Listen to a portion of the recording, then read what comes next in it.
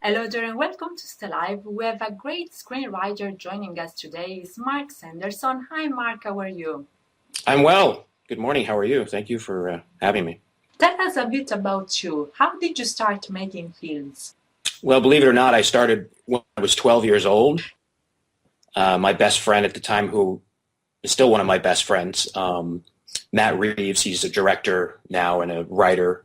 He co-created Felicity and he directed Field. Matt received a camera, Super 8 camera from his grandfather as a gift. And we had loved movies, but we never knew anything about making them. And so we just started through trial and error making films. And it was such a wonderful experience that we would make one or two films a year and actually screen them in his garage and charge money. So not only do we have our own movie theater, but it was almost like a movie studio of preteen moguls. And we were very blessed that growing up in Santa Monica, California, at the time, the top TV shows and movies were always filming on location. So in our backyard, I say backyard, meaning our neighborhood on the streets, you would always see a film production. And we'd go to the set because it was on location, and they would take us under their wing and let us watch. And it wasn't so bizarre of an experience that we were making movies and they were making movies. You know, it wasn't like we were somewhere where it's such a wild dream. It was just something that we did. So yeah, that's as 12 years old. And I think that was the special time in life where the influences start and the love of cinema, basically. So, How important was film school for you and what was your career path after that? Film school, for me personally, was very important because I always wanted to go to film school. I thought that was so important to study film. By the time I got to film school, obviously, since I was making films since I was 12, I knew the nuts and bolts of filmmaking, but I didn't know film history. And I went to UCLA Film School, and it was the only place that I applied. So it was a do or die mission for me. I think the odds that year was they were accepting 1 out of 7 entries. So I had to get in, and I did get in and graduated. But I think it was a great time in life to build a strong foundation and also those networking relationships, because all of my film school friends obviously had their own journeys and they went out and became, successful. And those are lifelong networking, so it was very important. And then you asked about afterwards. Of course, coming out of film school, I thought I'd have a 3-picture deal, as we all did. But I made a conscious choice to study to be a writer. I thought I may want to direct, but directing takes a lot. You need a crew. Writing you can do by yourself anywhere. And that really appealed to me, to be a storyteller in that way. So I focused on screenwriting, and finally, after about 5 scripts, I sold my first spec. And that took about 7 years from script to screen. And during that time, I was part of a live sketch comedy group, and we performed live for 3 years in Los Angeles. And we had a pilot that we shot, and of course other screenplays. And I worked for MTV on a game show, and blah blah blah. And finally came the assignment work, which I love because every writer loves to get paid to write. So it's actually interesting. I've only had assignment work since then, which is completely fine with me. But I continue to have my specs that I write, but it's basically been that kind of journey. How does an idea develop into a script? That's a great question, actually. Actually, a lot of ideas are not good for movies. I have people coming up to me all the time saying, "Hey, I got an idea for a great movie." And they pitch it, and I say, that's not even, that's nothing. I don't know what, and they go, well, that's your job to figure it out. I go, it's my job. How's it my job? It's your idea. So as with All Remember April, which was my spec this, so I dreamt the premise of a Japanese Zero during World War II crashing into the Oregon coast, and these kids finding the pilot that was knocked out. And that was it. That's all I had. Upon doing research, which I'm very huge believer in research for screenplays, I found out that there was a real incident off from the coast of California, in Goleta, which is just north of Santa Barbara, where a Japanese submarine surfaced and shelled an oil refinery for 45 minutes. And it was the first time the U.S. coast was attacked, I believe, since the War of 1812. So not only did I have a historical reference, but then I thought about the theme of the plot, about race relations and how people react under certain situations, like World War II. And so the film takes place shortly after the bombing of Pearl Harbor, and then on the backdrop of the Japanese internment. So that idea, characters, came from a dream. But I also keep a journal, and a lot of times there'll be a kernel of something that doesn't end up being an idea for a movie, but maybe part of a movie. And so, but again, on my assignment jobs with producers and executives, they give me what we're going to be working on. So that sometimes helps or hinders. So it answers the question where ideas come from. Yes. And somehow, like, you take notes as well, like, if an idea, like, comes to your mind, like, do you work on notes or? Yes, I have a journal, and I believe it's a good idea. But plus you have to be open and observant as a writer, so that when you do see things, your radar is up to say, wow, that's a great character. Or I met somebody or a great piece of dialogue, and I write it down. And I know that my radar's up when that stuff starts happening. And I know I'm shut down when weeks go by and I haven't had anything new that I saw, like a great clip or a quote from a movie or something, So I think as writers, you always have to be observant in your own life.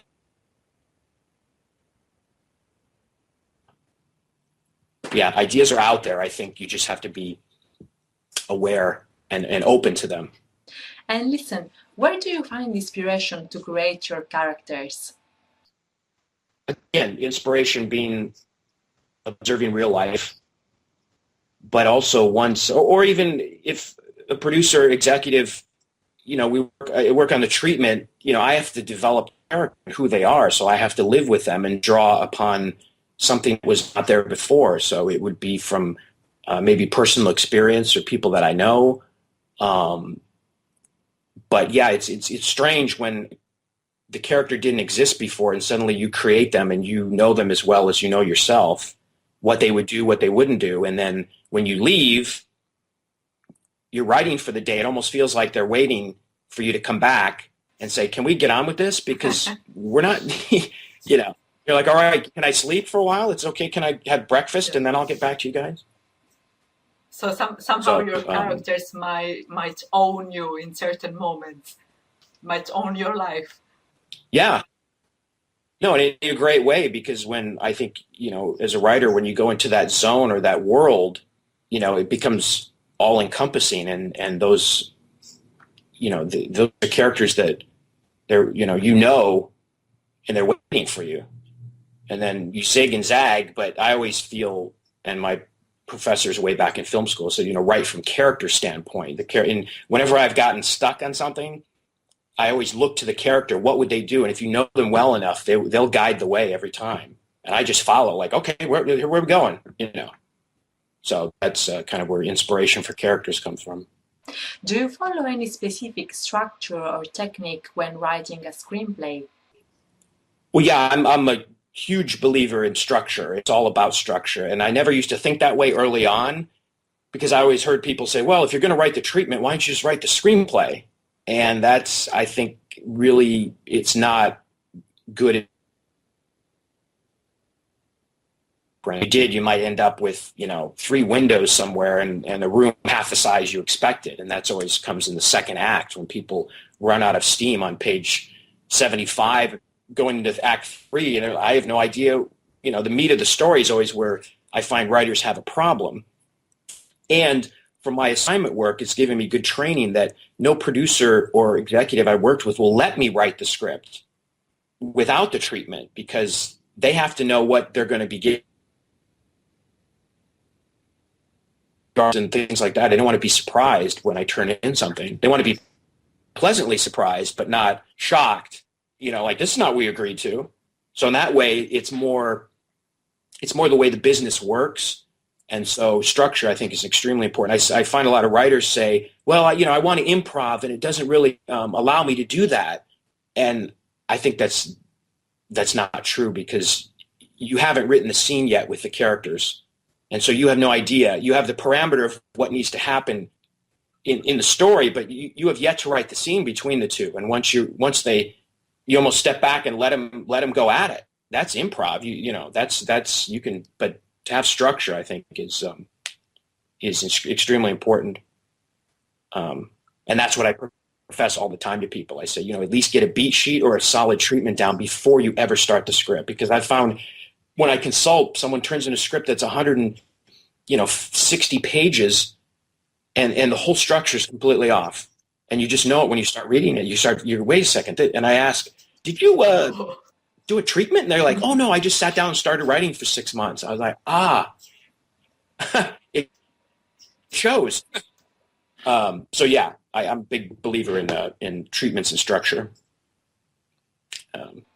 Watching or analyzing movies or reading scripts, are those good exercises for a screenwriter? Yes, it's actually imperative that a screenwriter studies the craft of screenwriting. And I always remember when people would say, oh, you went to film school, so it must ruin movies for you. Like, you can never see a film again the same way. And in some respects, that's true. But in others, I'm still a moviegoer that loves films. When I walk into that theater and the lights come down, I'm there to say, take me. But I'm also aware of what goes on behind the scenes from being a filmmaker. So I'm a little less lenient maybe than sort of general public who just say, oh, that was a good movie. And you say, really? How?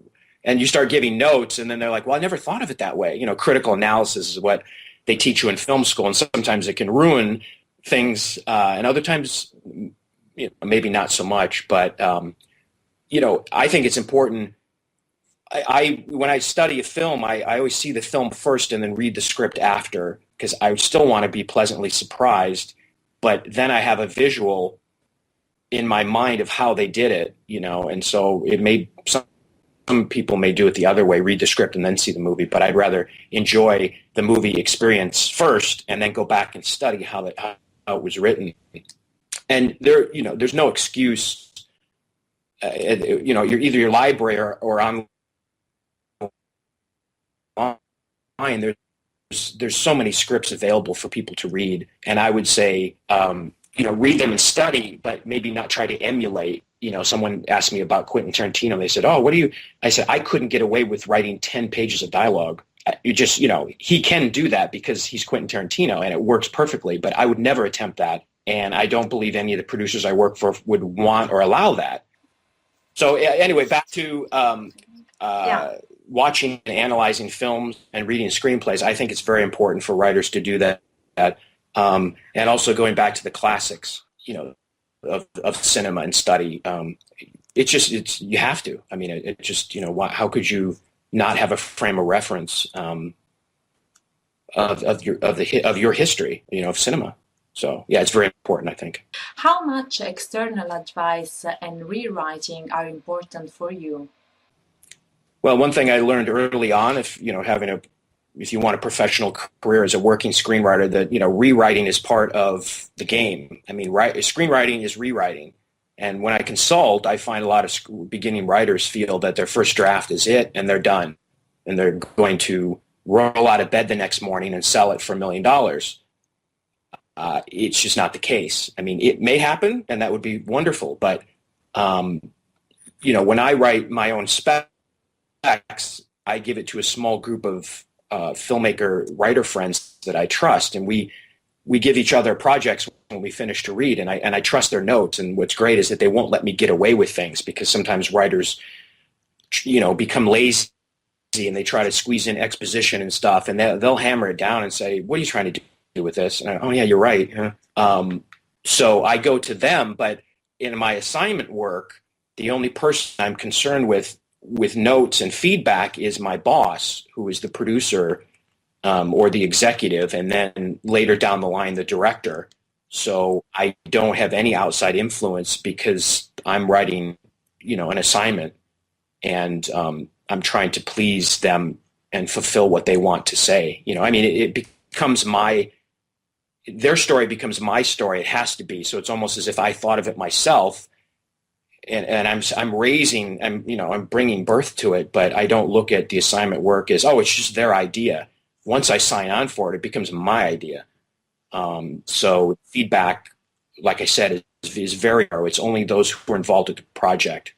Hopefully that answers but rewriting is the name of the game. I mean, I've done, there was one project I did 8 drafts of, and it included polishes and whatnot, but, many things change because of location and production, so it's ever evolving process is the rewriting.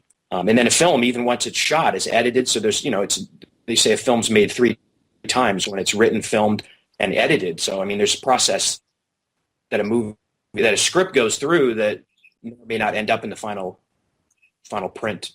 Which movies or authors have influenced you? Well, when I was first making movies as a kid, and I still do love Jerry Lewis and Woody Allen and Mel Brooks and Blake Edwards and all those type of comedies. So I really have a penchant for comedies, but also I was exposed, in film school to filmmakers that I really didn't know much about, like Alfred Hitchcock and Truffaut and New Wave and film noir, and became a huge fan. And from then on, explored those filmmakers. So for me, it's a constant,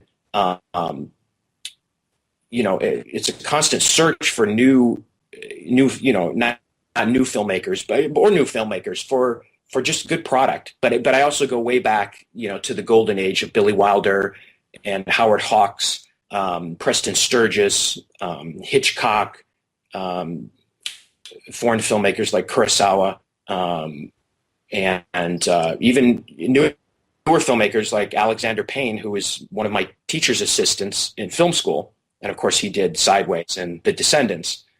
So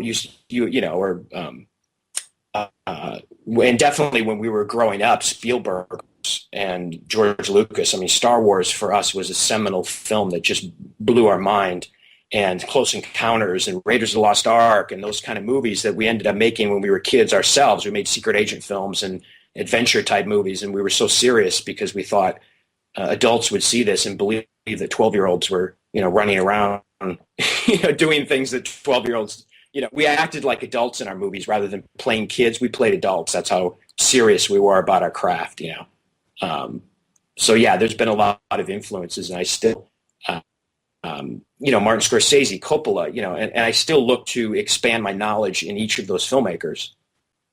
So those are kind of the influences. I'm going to mention some names now. George Mendeluk, Paul Kolishman, Mark Harris, Brian Trencher Smith, Seymour Cassell, Mark Harmon, and Pat Morita. How has it been for you to collaborate with such great professionals in the film industry? It's been a complete blessing on my end. Take George Mendeluk, for example. He's become a mentor of mine and personal friend. We worked on a Christmas film on Lifetime together, and since then, and we've connected back and forth, and we have several projects we're kicking around. Someone, a veteran of the business, like George, and a super talent. I just am like a sponge around people like that. I just try to absorb as much as I can information, and then perhaps I can bestow that upon someone down the line as well. I think maybe, it'd be great for me to give back like that. And I try through my workshops and doing that.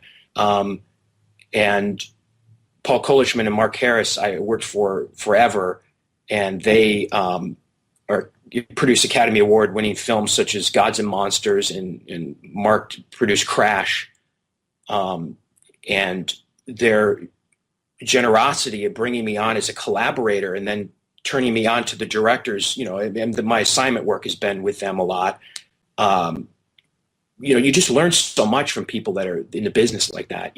Brian Trenchard Smith, another veteran of the business, he had me on the set because he wanted me there as the writer, and then he put me in the film. So I had to audition for the part. We did this submarine action film in Hawaii, and I had scenes with the lead actors. And, I've acted before, but I wouldn't say I pursue acting as a career. But if offered, I'll do a part. And it was great not only to be on set as an actor, but also doing some rewrites and having the director want you to be there. I mean, every director I've been blessed that I've worked with wanted me to be a part of the experience. And most of the time, they don't want you on board. They don't want you near the set. Changes are being made, and writers bristle, and they get upset. And I'm not that way. I'm a team player, happy to be there. And I think they get that, and they also can trust that I will do things on time. And they also, which I love as a writer, see me as a collaborator, not just go do this and do it this way. They say, you know what I needed in this scene is kind of, and George, exactly the same way. They allow you to be a writer. Yeah. You know what I mean? And a lot of times you don't get that. You just are cut off and you're done. And to be able to learn on the set and actors like Seymour Cassel produced independent feature that I also co-wrote, and we got Seymour on board, and he's Academy Award nominated actor for Faces, John Cassavetes movie back in the 60s. So he comes from an independent world, and that's why he did our film, because we were independent filmmakers. But he would walk on the set, and since he's such a veteran, and we said, we need you on the set at this time. And he'd look around and say, no, you don't. You won't need me for another 3 hours. He goes, I can see how long the lighting takes and figure it out. And we're like, no. And sure enough, he was exactly right. And experiences. What actors like that bring to a character, it was, you stand there just in awe, like you have to pinch yourself going, they're going to shut us down because this is a dream, right? And then when you start having actors like Mark Harmon and Pat Morita, who starred in my first spec screenplay that sold, to Pat Morita, God bless his soul, the late Pat Morita, he was actually in the internment camps at 11 years old in Gila River, Arizona. So here I am writing this movie about the backdrop of the internment, and here's an actor who really lived it and told me that's why he did the film, of course. And told his daughter, who was writing at the time, he said, you want to know struggle, how long something takes? And I remember him hitting me on the chest in the lobby of the theater and saying, this here is struggle. You want to know struggle? He goes, tell her how long it took to get this thing made. And I'm like, it's Pat Morita. I mean, happy to, I grew up watching this guy, and here, it's very surreal when you start working with, and working on a level where you're there now. It's actually living out a dream. And Mark Harmon, born and raised in Southern California, I didn't know until on the set, he told me that his father, Tom, who was a fighter pilot in World War II, and his father went after the submarine that I based the movie on, the submarine that was off the coast of Goleta. So right. Wow. I was like, of course you do this movie. And he goes, yeah, you don't do a movie like this because it was an independent feature. You don't do a movie like this because of the size of your trailer. And so he had personal experience through his father going after the submarine, historical, fact. So, I mean, that kind of stuff just, and then you rewind it and say, wow, this was from something I sat and wrote and came out of my mind. It's just very, those are the great parts. The other parts sometimes of the business are not, but when you're blessed enough to be on set and see, and people turn to you as collaborators and say, what did you mean by that line? You're like, this, that, and the other. And they're okay, cool. So I'm a sponge to work with veterans like in the business. I just, it's priceless. You can't put any price upon it. And I've been blessed in that way to work and continue to work with those types. So, that's my piece about it. So that's beautiful. And also, like, the thing that actually somehow, real stories were, crossing, like, the screenplay as well. Like, that's something I would say quite unique. Yeah. And listen, Mark, could you tell us about your new book? Oh, yes, my new book. It's basically a how-to guide.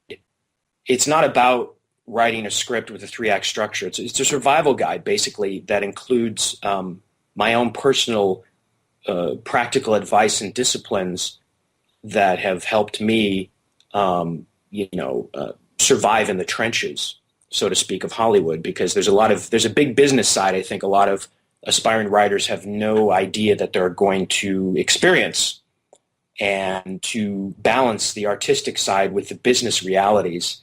I think, I wish during film school they had classes like that that would teach more, practical, the nuts and bolts of, which is basically what my workshop's about. It's to guide writers through, it involves funny anecdotal experiences of my own as examples, but the book itself is not all about that. But, it helps to have personal experience and relate that as an example. So I didn't sit down and say, I'm going to write a book, because I think that would be too daunting of a task for me. So I slowly just danced around, and before I knew it, a year plus later, I have a finished product, and now I'm going through the editing process. I must say I'm a little lazy with that, but I'm chipping away at it. But I hope to have that finished by the end of the year. And it's really nice to like when you finish a screenplay, you hold it up, you go, wow, it's actually something real, that was in one's mind. And, it's about also, like I said, being sort of the idea of mentoring and giving back, like the wonderful people I've been blessed to work with. Maybe perhaps that knowledge I gained from them through me and my experiences, and pass it back on. So that's a story of that. Well, yeah. It's actually like very, very important, to hear from the professionals in the industry, like, which is the reality there, because, especially for everyone who is starting, it's really, really like, a plus, to know what is the situation. So that, I think that's great. Which projects are you currently working on?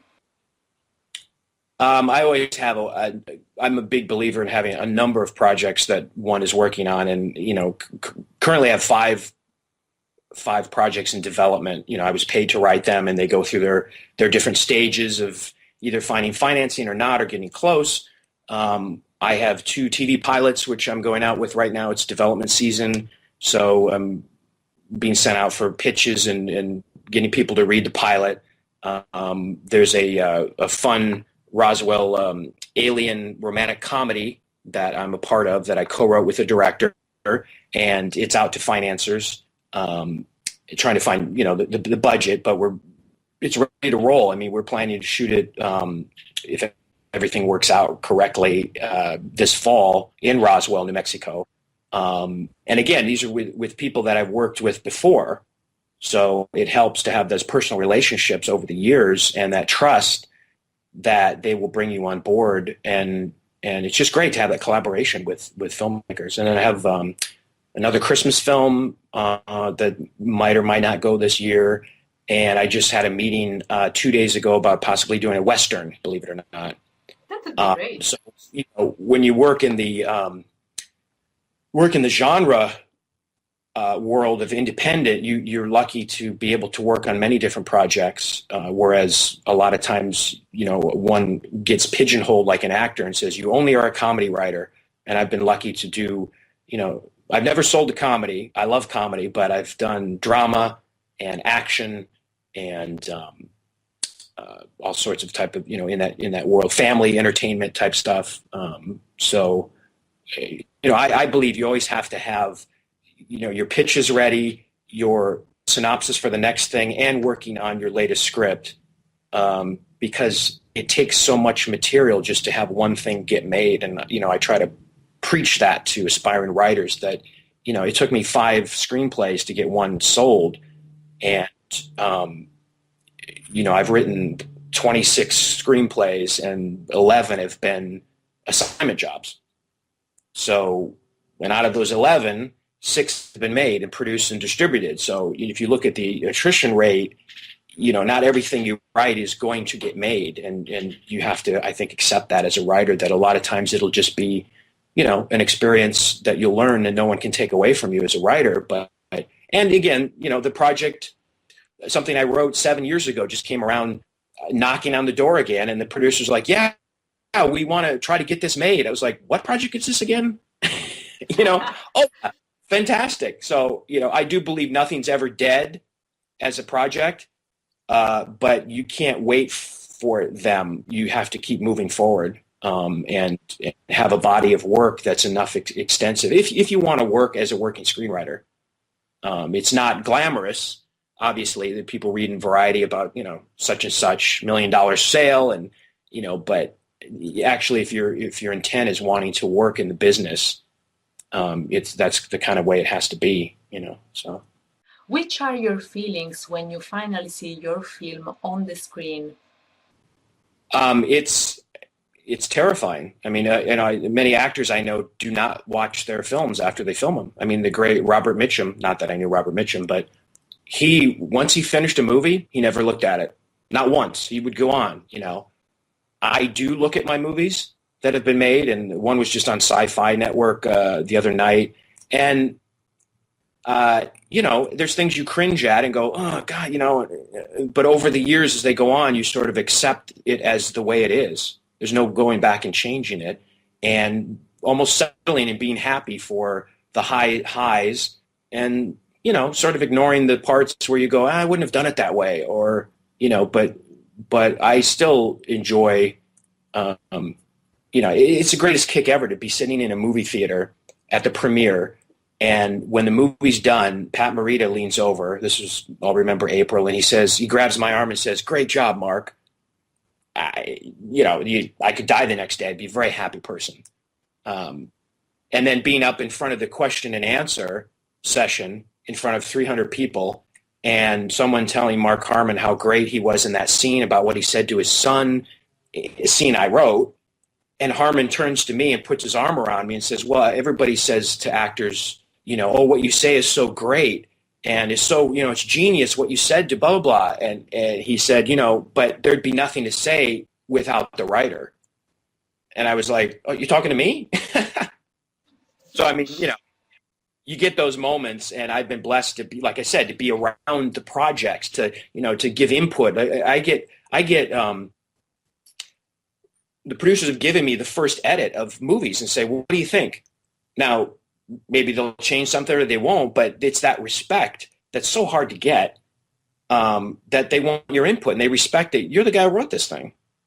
You're the person that wrote this, and we respect the fact. We want you around because you're valuable to us rather than shut you out. So I think I've been a big fan of the experience because I've had the experience. I don't know what I would say if I was shut out of every project. They buy it and see you later, and it's rewritten. Maybe I wouldn't, but when you sit and have a screening on television, it's a lot different than the theater because, your friends are sitting around and they keep asking you, what part did you write?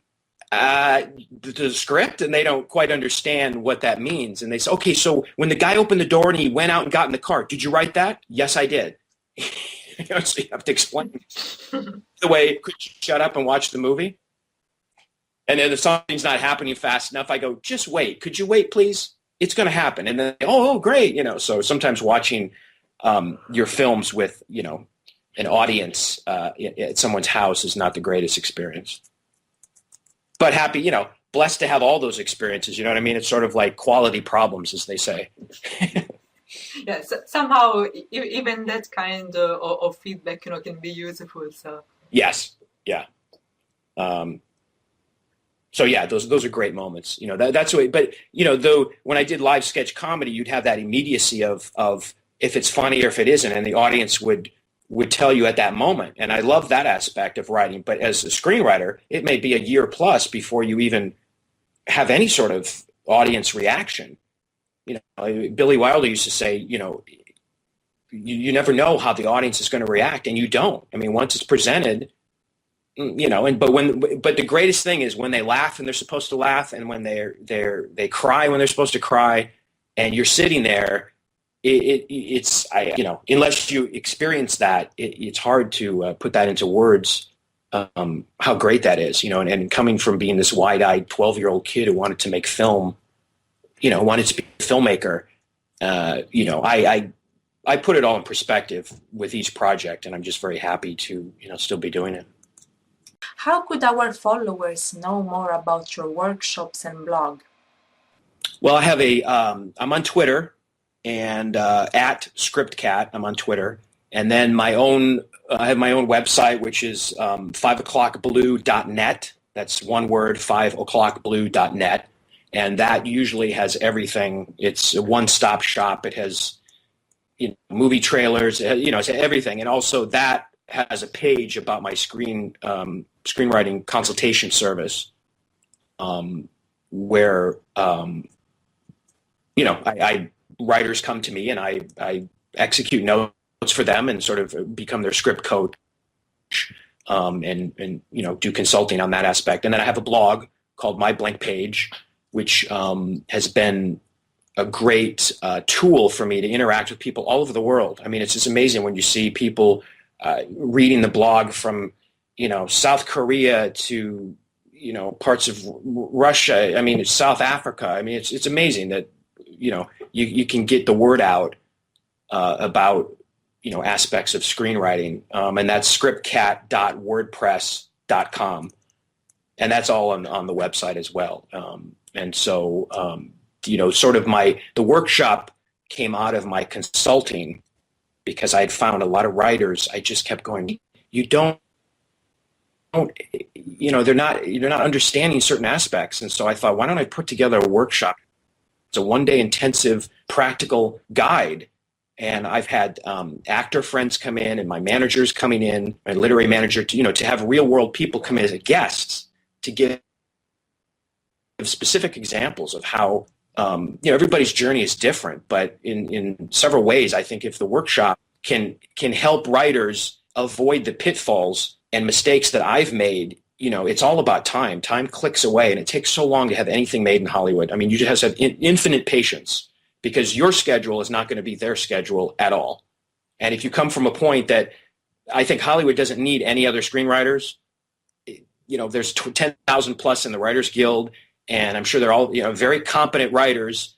There's a lot of screenwriters, just like there's a lot of actors, but you have to find your unique voice in what you want to say so that you can, cut out all the noise and make enough noise for you to say, hey, it's me. Here's my unique point of view on something. So the workshop grew out of my consulting service, which I do both. And sometimes people who take the workshop then have me consult on their screenplays. And that's great. I love giving back that way. You know what I mean? To say, oh, don't, and I've never come from a place to tell them their idea is bad or that it'll never get made, because that's not my place. I don't know what'll get made. I don't think anybody does. If they say they know, I think they're lying. Just how can you tell the best and the most effective story in the material that you have? And a lot of times, if you come in with a 200-page screenplay, that might not be the best idea. So, listen, Mark, thank you so much for joining us today. It was really, really a pleasure, to have this interview with you, and also, to actually listen to all these very interesting insights, from you. And, we really look forward to have you back anytime, and know more about your book. Oh, exactly. No, I'll be contacting you when I finish the book. Trust me. I'll be hounding you saying, I got the book. It's done. Can we get this going? But no, it's been my pleasure. And I thank you so much for the opportunity this morning. You're absolutely welcome. Thank you again. Okay. Bye-bye.